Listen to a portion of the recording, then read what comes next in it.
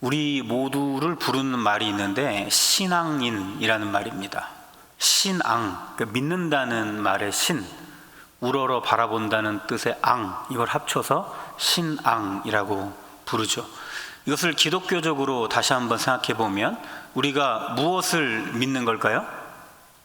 하나님의 말씀을 우리가 믿는 거죠. 그 하나님의 말씀을 믿는 사람들이 그러면 무엇을 우러러 보며 살아가는 거겠습니까? 하나님 나라를 바라보며 살아가는 것이죠. 그러니까 신앙인이라는 말은 뭐냐면 하나님의 말씀을 믿고 하나님 나라를 바라보며 살아가는 사람들이라는 뜻입니다. 그게 저고 그게 여러분이고 그게 우리인 거죠. 굉장히 벅차지 않습니까?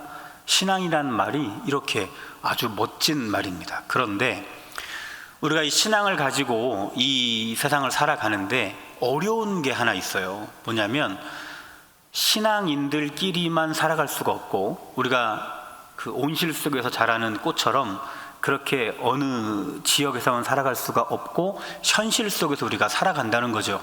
그러다 보니까 신앙이 없는 사람들과 함께 부대끼며 살아가지 않습니까? 그러니까 우리는 신앙이 있는데 신앙이 없는 사람들이 살아가면서 만나는 현실을 우리도 똑같이 만난다는 거예요. 그러니까 어려운 현실들, 신앙이 없는 사람들이 그런 것들을 만날 때 우리는 그러면 그게 피해지느냐? 아니죠. 우리들도 똑같이 그 어려운 현실을 만나게 되고요. 살아가다 보면 도무지 그런 일은 안 생겼으면 좋겠는, 피하고 싶은 상황들이 있을 텐데 신앙이 없는 사람들이 그런 상황들을 만날 때 그럼 우리는 그게 싹 피해지느냐? 아니라는 거예요. 우리도 똑같이 전혀 원하지 않는 상황 속에 놓여질 때도 있다는 겁니다. 이게 문제죠. 그런데 다른 점이 하나 있어요. 그러니까 신앙인과 신앙인이 아닌 사람들과의 다른 점이 있어요.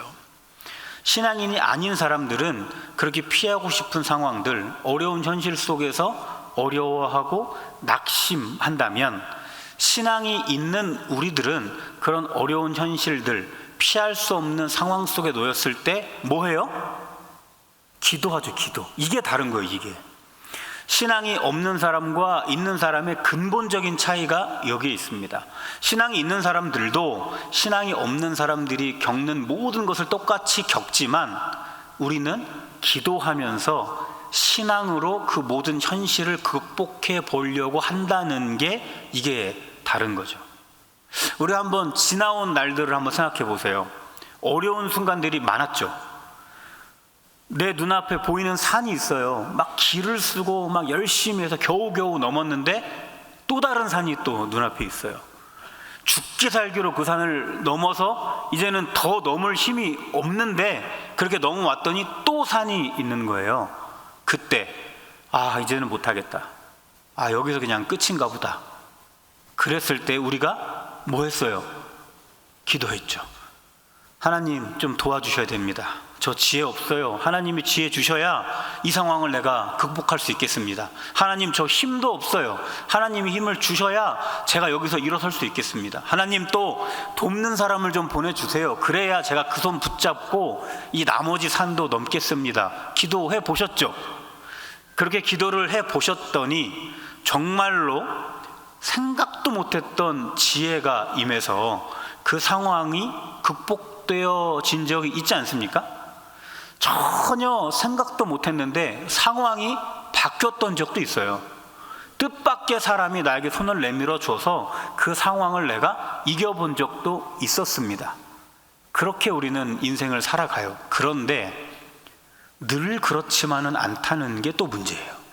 우리가 어려운 현실 앞에서 하나님을 붙잡고 기도하지만 그렇게 하나님을 붙잡을 때마다, 기도할 때마다 그렇게 모든 상황이 바뀌고 지혜가 임하고 돕는 사람이 나타나고 그러지는 않더라는 거예요. 어떨 때는 그럴 때도 있지만 또 많은 순간에 그렇지 않을 때가 있다라는 거예요. 여기서 우리가 조금 신앙의 회의감이 밀려오지 않습니까? 신앙인으로 산다는 게 이게 쉽지 않잖아요. 우리가 신앙이 있기 때문에 내 본성에서는 하고 싶지 않은데 해야만 하는 일들이 얼마나 많습니까? 또 내가 신앙이 있기 때문에 내 본성에서는 그걸 너무 하고 싶은데 하지 않고 있는 게 얼마나 많습니까? 신앙이 없는 사람들은 전혀 신경도 안 쓰고 개의치도 않는 일들을 내가 신앙이 있기 때문에 얼마나 신경 쓰고 그것을 따져보고 그것을 굉장히 조심하고 하는 것들이 얼마나 많아요. 그렇게 내가 신앙을 가지고 살면서 불편하게 어렵게 산다면 내가 어려운 순간을 만났을 때, 피하고 싶은 순간을 만났을 때 내가 하나님을 그 순간에 붙잡으면 다 그게 피해져야죠. 그 현실이 다 해결이 돼야죠. 그런데 왜 다 그렇지 않냐는 게 이게 어려운 문제예요. 이게 거기에 생각이 깊어지면 신앙의 회의감도 갖게 되는 겁니다. 그 문제를 어떻게 우리가 신앙적으로 이해해야 될까? 하나님께서는 오늘 예레미야 선지자를 통해서 그것을 우리에게 설명해 주십니다. 그럴 때 우리가 어떻게 이해해야 하는가? 예레미야도 우리와 같은 신앙인이죠. 우리와 같이 신앙이 있고 우리와 같이 현실을 살아갑니다. 그래서 때로는 어려운 순간에 하나님을 붙잡고 극복을 하기도 하지만 때로는 아무리 하나님을 붙잡아보고 기도해도 상황이 바뀌지 않아서 낙심하는 그런 우리와 똑같은 삶을 살아갔던 게 예레미야 선지자예요. 오늘 본문을 살펴보면 예레미야 선지자는 굉장한 낙심 중에 있다는 것을 알 수가 있습니다. 19절 말씀 찾아서 같이 한번 읽어볼게요. 19절입니다. 시작. 내 고초와 재난 곧 쑥과 담즙을 기억하소서. 아멘. 예레미야는 지금 자기가 처한 상황을 두 가지로 표현해요. 어떤 상황이 있다고 그래요? 첫 번째 고초, 두 번째 재난. 두 개 다 힘든 상황이에요. 고초, 재난. 근데 이 고초와 재난이 아주 심각했던 모양이에요. 이것을 또 뭐라고 설명해요? 뭐와 같다고? 쑥과 담즙과 같다고. 고초와 재난도 힘든데 거기에 쑥과 담즙과 같은 상황 속에 내가 아주 극심한 아주 힘듦 속에 빠져 있다, 이렇게 이야기합니다. 예레미야가 어떤 상황 속에 있길래 고초와 재난 같고 그게 마치 쑥과 담즙처럼 쓰다고 자신의 처지를 이야기하는 걸까? 예레미야 애가가 어떤 성경인지를 우리가 이해하면 예레미야가 처한 상황을 알 수가 있어요. 예레미야 애가는 말 그대로 슬픈 노래라는 뜻이잖아요. 그러니까 예레미야 애가는 예루살렘이 멸망하고 또 많은 사람들이 포로로 끌려가고 이런 아주 참담한 상황 속에서 지었던 슬픈 노래, 그 슬픈 노래 5편을 모아놓은 것이 예레미야 애가입니다. 그러니까 예레미야가 처한 상황이 그런 상황이었던 거예요. 예루살렘이 멸망하고 많은 사람들이 포로로 끌려갔던 그 참혹한 상황 중에 지금 예레미야가 있는 겁니다. 예레미야가 자기가 처한 상황을 이렇게 설명을 하는데, 우리 앞장으로 가서 오늘 읽은 본문에는 책갈피를 해놓으시고 1장 1절 한번 읽어볼까요? 1장 1절. 지금 상황이 이렇다고 예레미야가 설명하고 있어요. 1장 1절 읽어봅니다. 시작. 슬프다 이 성이여, 전에는 사람들이 많더니 이제는 어찌 그리 적막하게 앉았는고. 전에는 열국 중에 크던 자가 이제는 과부같이 되었고, 전에는 열방 중에 공주였던 자가 이제는 강제 노동을 하는 자가 되었도다. 아멘. 이렇게 됐다는 거예요. 사람들이 없대요. 정말 아무도 없는 게 아니라 예전만 못하다는 거죠. 아주 열국 중에서 중심이었는데 이제는 외톨이가 되었다는 거예요. 공주였는데 지금은 강제로 일을 해야 되는 신세가 되었다 이야기합니다. 그 상황 속에 지금 예레미야가 있는 거예요. 예레미야는 그런데 이 상황이 고초와 재난이라고 얘기하는 것까지는 괜찮겠는데 이것을 더해서 쑥과 담즙과 같다고, 아주 죽겠다고 이야기하는 거잖아요. 왜 이렇게까지 예레미야는 이 상황을 고통스럽게 받아들이고 있을까? 예레미야가 뭐 했던 사람인지를 알면 우리는 이해할 수 있어요. 예레미야는 선지자였잖아요. 선지자들이 하는 일들이 있어요. 성경을 쭉 보면 역사적으로 선지자들이 했던 말들이 있는데 두 가지 말이에요. 첫 번째는 뭐냐면 여러분들 하나님을 경외하셔야 됩니다. 이게 첫 번째 말이에요. 두 번째 말은 뭐냐면 여러분들 하나님의 백성답게 살아야 됩니다. 이게 선지자들이 했던 말입니다. 그러니까 선지자들의 역할은 뭐였냐면 하나님의 백성들이 하나님을 경외하며 살도록, 하나님의 백성들이 하나님의 백성답게 살도록 계속해서 도전을 주고 호소했던 역할들이 선지자들이 했던 역할이죠. 그런데 이스라엘 역사를 쭉 살펴보시면 선지자들이 이렇게 피를 토하면서 호소했던 것들이 들어 먹혔던가요? 아니에요. 아주 듣질 않아요. 귀담아 듣질 않습니다. 하나님만을 우리는 경외해야 된다고 아무리 이야기를 해도 아주 절박하고 절실할 때만 하나님을 찾고, 조금만 숨만 쉬겠다 싶으면 바로 우상에게로 가는 이스라엘의 모습들이 역사 속에서 계속 반복됩니다. 여러분들 하나님의 백성답게 살아야 됩니다 라고 이야기를 하잖아요. 하나님께서는 이 이스라엘 사람들을 애굽에서 구원해 내시면서 하나님의 백성답게 살아가게 하시려고 십계명을 주셨지 않습니까? 최소한의 어떤 삶의 방식을 알려주신 거예요. 이렇게 살아가는 것이 하나님의 백성다운 삶이라고 알려주셨던 거죠. 그런데 이스라엘 사람들 그 방식대로 살았던가요? 역사를 쭉 돌아보면 이스라엘 사람들은 끝끝내 이방인들과 같이 살아요. 하나님을 아예 모르는 사람들의 삶의 방식을 그대로 가지고 와서 그 방식대로 살아갑니다. 선지자들이 역사 속에서 계속해서 아무리 호소하고 또 이야기를 해도 하나님 경외하지도 않고 하나님의 백성답게 살지도 않고 그렇게 살아갔던 것이죠. 그것으로 인해서 하나님께서는 심판을 하시는데 북쪽에 있는 이스라엘을 먼저 심판하시죠. 남쪽에 있던 유다는 북쪽 이스라엘이 심판받는 것을 봤으면 정신을 차려야 되는데 그러지 않아요. 계속해서 선지자들의 말을 무시합니다. 그러다가 남쪽에 있는 유다마저 심판받게 됐죠. 예레미야 이 선지자의 마음은 이 멸망을 보면서 무너지는 거예요. 이렇게 역사 속에서 끝없이 선포했던 말씀, 끝없이 호소했던 말씀, 하나님 경외하십시오, 하나님의 백성답게 살아가십시오, 계속해서 이야기했던 말을 끝끝내 듣지 않고, 그래서 심판받아 나라가 남북할 것 없이 멸망해버린 이 현실을 바라보는 선지자의 마음은 무너지는 거죠. 재난과 고초로는 설명이 안 되는 거죠. 그래서 쑥과 담즙과 같다고 이야기하고 있는 겁니다. 예레미야의 마음이 얼마나 절망스러웠을까, 얼마나 낙심이 가득했을까 생각해 봅니다. 그런데 예레미야는 그 절망스러운 순간에, 그 낙심이 가득한 순간에 그냥 절망하고 있지만은 않아요.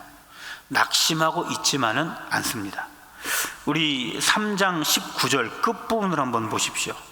예레미야가 뭐라고 말하냐면 이 쑥과 담즙을 뭐 해달라고 이야기합니까? 기억해달라고 이야기해요. 기억해달라는 말은 하나님 저 힘들어요, 저 너무 괴로워요, 저 좀 봐주세요, 이 말이 아니에요. 기억해달라는 말, 성경에서 하나님께서 기억하셨다라는 게 뭘 의미하는지를 알면 예레미야가 하나님 앞에 지금 기억해 주소서라고 호소하는 게 무슨 뜻인지를 알게 됩니다. 출애굽기를 한번 생각해 보세요.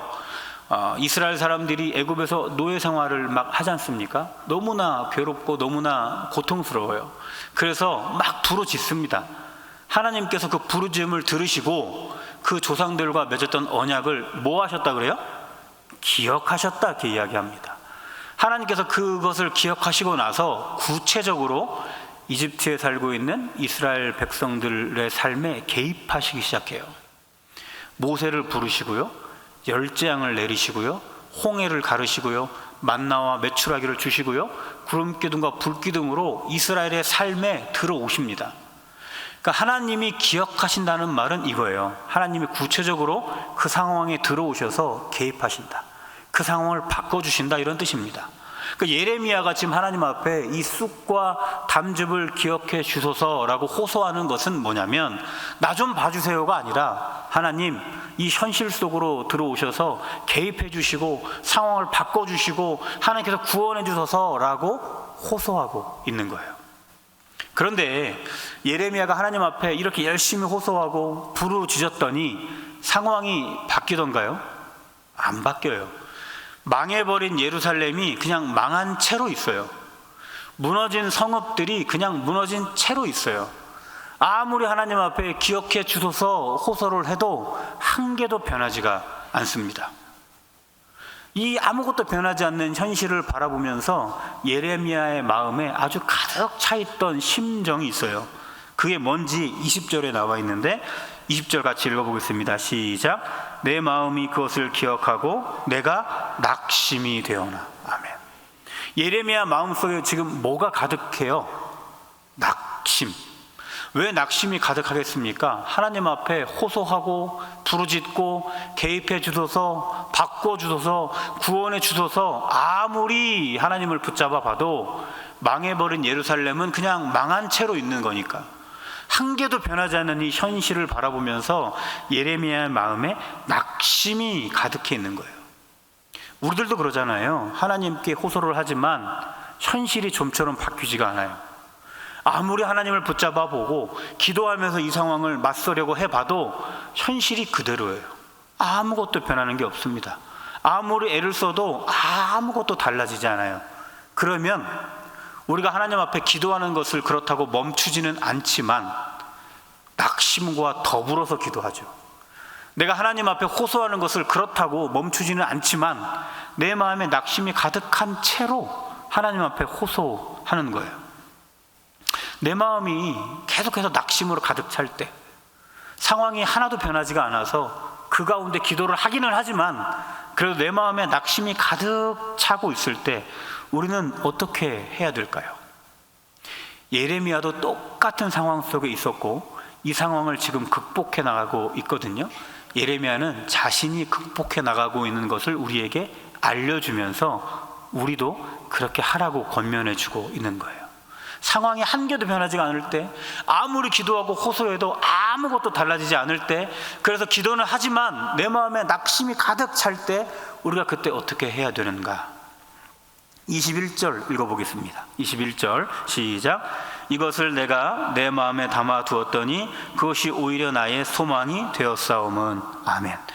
바로 한 절 앞에 20절에서 예레미야는 자신의 마음속을 뭐가 가득 채우고 있다고 했어요? 낙심이 가득 채우고 있었다고 했어요. 그런데 지금 읽은 이 한 절 뒤에는 그 낙심이 뭐로 바뀌었습니까? 소망으로 바뀌었어요. 소망으로.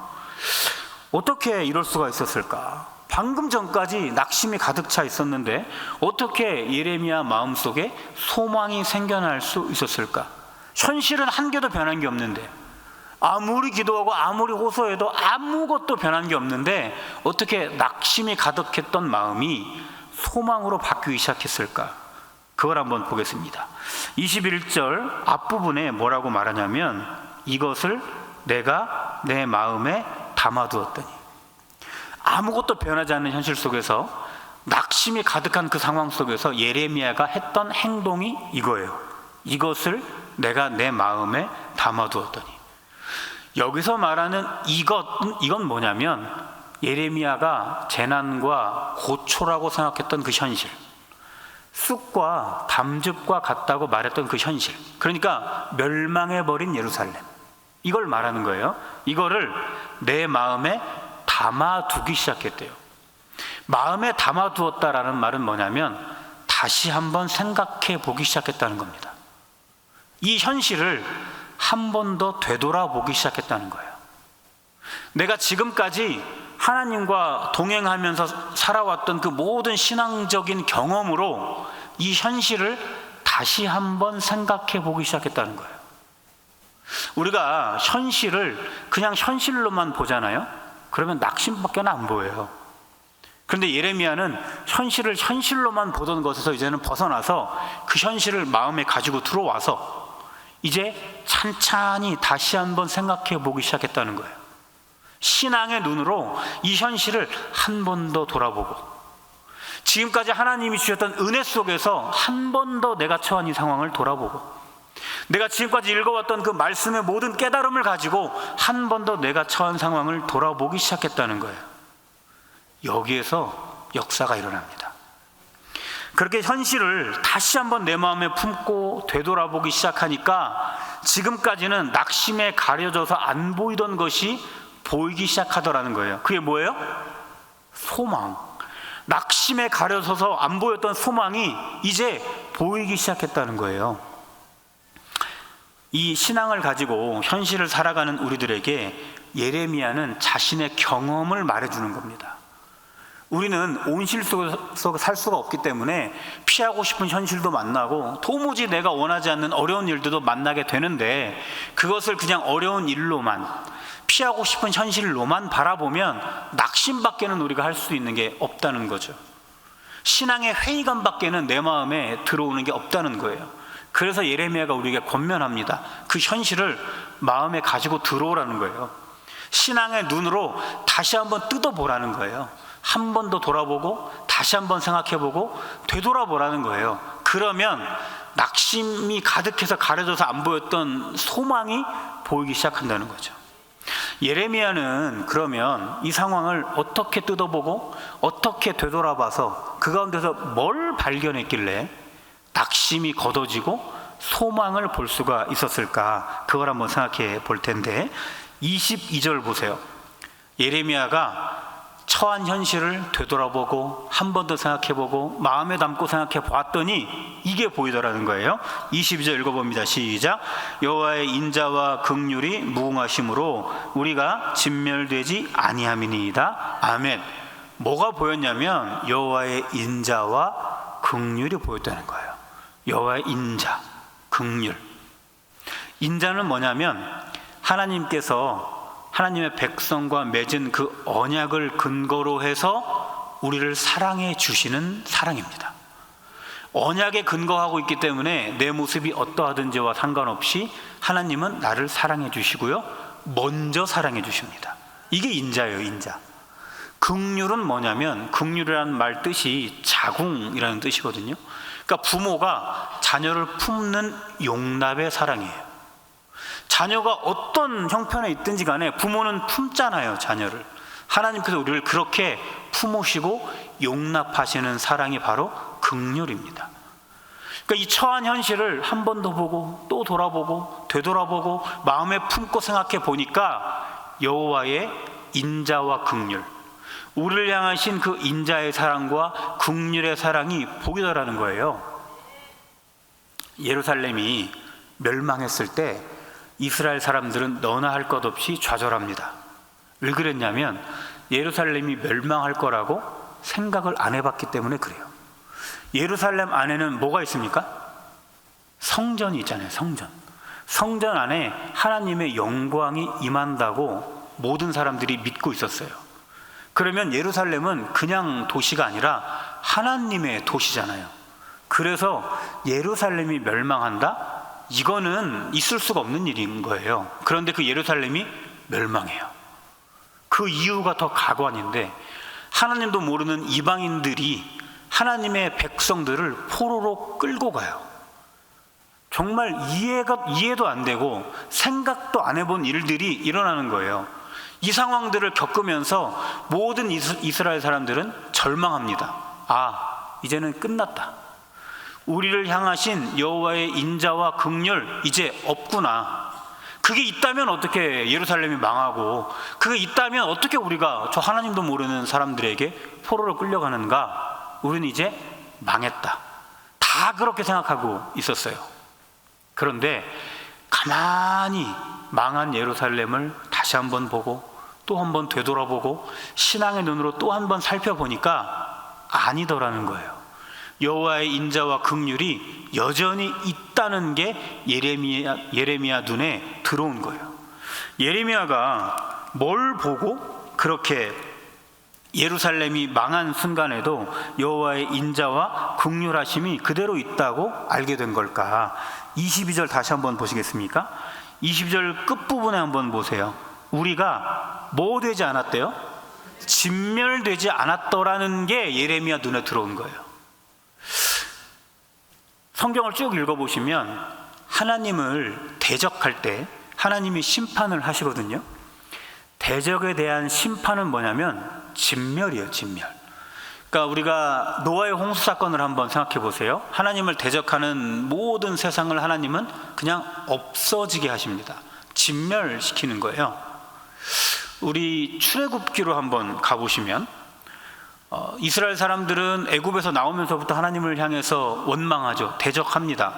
하나님을 향해서 하는 게 부담스러울 때 하나님이 세우신 모세를 향해서 막 계속해서 원망하고 대적합니다. 이게 하나님을 대적하는 거죠. 어느 날은 고라라고 하는 사람이 많은 사람들을 모아서 모세를 향해서 막 대적하죠. 하나님을 향해 대적하는 겁니다. 그때 하나님이 어떻게 심판하셨는지 기억하십니까? 땅이 갈라지고 사람들이 그 안에 빠져서 없어져요. 그러니까 하나님을 대적할 때 거기에 따르는 심판은 뭐냐면 진멸이에요. 없어지는 거예요. 이스라엘이 왜 망했습니까? 이유가 똑같아요. 북쪽이 망한 이유, 남쪽이 망한 이유가 똑같아요. 하나님을 경외하지 않았기 때문에. 하나님을 대적했던 거예요. 예루살렘이 얼마나 심했습니까? 하나님의 성전 안으로 우상까지 막 갖고 들어올 정도로 하나님을 대적했어요. 그 예루살렘을 하나님이 심판하셨다면 없어지게 하셔야죠. 진멸시켜야죠. 그런데 예전만 못한 것은 맞지만 여전히 예루살렘은 그대로 있어요. 포로로 많은 사람들이 끌려갔지만 여전히 예루살렘의 주민들이 있어요. 하나님이 진멸시키지 않으신 거예요. 그걸 예레미야가 본 겁니다. 아, 그렇구나. 하나님은 심판을 하시는 와중에도 우리를 향하신 그분의 인자와 긍휼을 거두시지 않은 거구나. 이걸 예레미야가 깨달은 겁니다. 우리는 지금 심판받았지만 여전히 하나님의 인자와 긍휼은 우리를 향해서 흐르고 있구나. 그렇다면 소망이 있다. 예레미야가 이걸 깨달은 겁니다. 어떤 현실 속에서 여러분들이 지금 살아가고 계십니까? 신앙으로 내가 처한 그 현실을 이겨나가 보려고 하는데 계속 현실은 나에게 무겁고 어려움으로 다가오고 있으십니까? 하나님은 예레미야를 통해서 우리에게 권면하시는 거예요. 현실은 현실로만 보면 낙심밖에는 할 수가 없다는 거죠. 그 현실을 마음에 담아두고 또 생각하고 또 되돌아보고 그렇게 신앙의 눈으로 바라보다 보면 내가 처한 이 현실 속에도 여전히 여호와의 인자와 긍휼이 흐르고 있다는 게 보인다는 거예요. 그게 우리 눈에 보기 시작하면, 그걸 우리가 발견하다 보면 낙심에 가려져 있던 소망이 보이게 된다는 거죠. 하나님은 예레미야를 통해서 우리에게 그런 설명을 해주고 계십니다. 왜 내가 신앙인으로 살아가고 있는데 현실이 이렇지? 내가 왜 신앙을 붙잡고 살아가는데, 하나님 앞에 부르짖고 있는데, 기도를 내가 이렇게 죽기로 하고 있는데 왜 내가 처한 이 상황은 이렇지? 라고 우리가 의문이 들 때 하나님은 우리에게 말씀하십니다. 그것을 다시 한번 생각해 보겠니? 한 번 더 생각해 보겠니? 믿음의 눈으로 한 번 더 보겠니? 그러면 그 순간에도 여전히 내가 너에게 부어주고 있는 인자와 긍휼이 있는 게 보일 거야. 그러면 낙심에 가려져 있던 소망이 보일 거야 라고 우리에게 이야기해 줍니다. 예레미야가 그런 상황 속에 지금 살고 있는 거예요. 예레미야가 그 낙심 중에서 지금 벗어나고 있는 거예요. 예레미야는 자신의 이 경험을 통해서 우리도 벗어나기를 권면합니다. 우리가 신앙을 가지고 살면서 계속해서 원하지 않는 현실들을 만날 때, 정말 피하고 싶지만 피할 수 없는 상황들을 만날 때 내가 기도로 그것을 극복해 보려고 하지만 그게 잘 안 될 때 이 말씀을 기억하시고, 특별히 그때마다 우리가 선포해야 되는 선포가 있습니다. 예레미야가 그 세 가지를 우리에게 권면해줘요. 자기가 그랬다는 거예요. 우리가 그것을 살펴보면서 우리도 선포해 봤으면 좋겠어요. 가장 먼저 선포해야 되는 내용이 이겁니다. 따라해 볼까요? 여호와의 인자와 긍휼이 아침마다 새롭습니다. 붙여서 여호와의 인자와 긍휼이 아침마다 새롭습니다. 어떨 때 이거를 우리에게 선포하라고 하는 거냐면, 내가 신앙을 가지고 살고자 하는데 마음에 계속 낙심이 찾아오려고 할 때, 내가 기도를 통해서 신앙으로 이 상황을 극복해 보려고 하는데 상황이 좀처럼 바뀌지가 않아서 내 마음에 실망감이 찾아오려고 할 때 이 선포를 하라는 거예요. 나에게 여호와의 인자와 긍휼이 아침마다 새롭다 선포하자는 거예요. 우리 23절 읽어보겠습니다. 시작. 이것들이 아침마다 새로우니 주의 성실하심이 크시도소이다. 아멘. 여기서 말하는 이것들, 이게 뭐냐면 22절에 나와 있는 여호와의 인자하심과 긍휼하심을 이야기합니다. 여호와의 인자하심과 긍휼하심이 아침마다 새롭게 나에게 부어진다고 이야기해요. 그러니까 어제 역사 속에서 하나님이 나에게 인자와 긍휼을 부으셨다면 오늘은 그러면 그게 없느냐? 아니죠. 오늘은 오늘 새롭게 하나님께서 인자와 긍휼을 부어주신다는 거예요. 오늘 나에게 부어주셨으면 내일은 그게 없느냐? 아니죠. 내일은 또 내일 새롭게 하나님께서 나에게 인자와 긍휼을 부어주신다는 겁니다. 내가 어떤 현실을 살든지 상관없이, 내가 어떤 상황 속에 있든지 상관없이 그 상황 속에 하나님은 계속해서 인자와 긍휼을 부어주고 계신다는 거예요. 내가 인생을 살아갈 때 하나님께서 나보다 앞서가시면서 계속해서 인자와 긍휼을 부으셔서 내가 하나님의 사랑 안에서 살아갈 수 있도록 하나님이 도우신다는 거예요. 우리가 어떨 때 이런 선포를 하라고 말씀을 드리냐면, 내 마음에 실망감이 찾아올 때, 내가 기도하고 애써서 신앙생활을 하지만 내 삶이 좀처럼 바뀌지가 않을 때, 계속 어려울 때, 그래서 내 마음에 낙심이 찾아오려고 할 때 선포하자는 거예요. 여호와의 인자와 긍휼하심이 아침마다 새롭다는 거죠. 하나님께서는 성실하심으로 내 인생을 쫓아오시면서, 앞서가시면서 내 인생에 그분의 인자하심과 긍휼하심을 부어주고 계십니다. 이것을 믿으시면서 낙심 걷어내시고 소망 붙잡아 보시기를 바랍니다. 두 번째, 우리가 무엇을 선포하면 좋겠는가 따라해 볼게요. 여호와가 나의 기업이십니다. 붙여서 여호와가 나의 기업이십니다. 24절 말씀 같이 읽어보겠습니다. 시작. 내 심령에 이르기를 여호와는 나의 기업이시니 그러므로 내가 그를 바라리라 하도다. 아멘. 기업이라는 말은 뭐냐면 유산이라는 뜻이에요. 앞으로 받게 될 것. 만약에 우리가 받게 될 유산이 있다고 한번 생각해 보세요.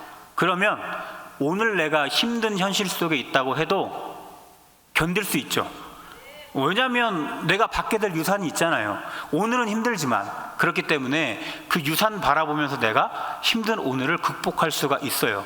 우리가 하물며 받게 될 재산을 보면서도 우리가 힘든 오늘을 이겨낼 수 있는데, 우리의 근본적인 도움이신 하나님을 바라보면 오늘을 내가 왜 못 견디겠느냐 하는 거예요. 그분이 나의 진짜 기업이라고 예레미야가 우리에게 알려줍니다. 어떨 때 이런 선포를 내 안에 하라고 이야기를 하냐면, 내가 낙심 중에 있을 때, 기도해보지만 하나님을 붙잡아보지만 이 현실이 계속해서 나를 힘들게 할 때 선포하자는 거예요. 하나님 바라보자고 선포하자는 거예요. 하나님이 나의 기업이시구나, 그분이 나의 진짜 도움이시구나, 내가 그분 바라보면서 이겨보자 라고 선포하자는 겁니다. 이 선포를 통해서 낙심 걷어내시고 소망 붙잡고 살아가시기를 바랍니다. 마지막으로 우리가 붙잡아야 되는 선포가 있어요. 따라해 볼게요. 여호와는 선하십니다. 붙여서 여호와는 선하십니다.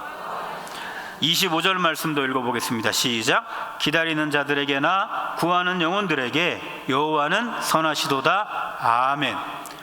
우리는 우리의 신앙의 상태에 따라서 하나님을 우리 식대로 생각할 때가 있어요. 그러니까 우리 신앙의 상태가 아주 안 좋아요.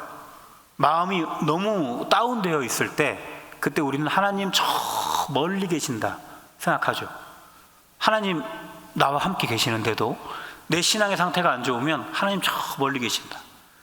또 내가 아주 신앙의 회의감이 들고 내 마음 상태가 너무 안 좋을 때 하나님 내 기도 안 들으신다.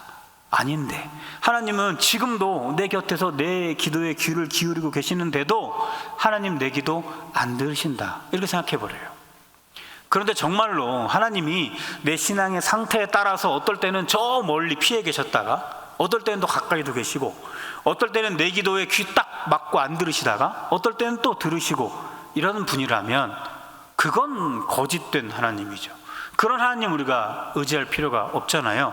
그런데 예레미야가 우리에게 알려줘요. 하나님 그런 분 아니라고. 하나님은 어떤 분이시라고요? 선하신 분이라고. 내 신앙의 상태와 상관없이 한번 하나님이 되어주시면 영원히 내 하나님으로 나와 가까이 계신다고 이야기합니다.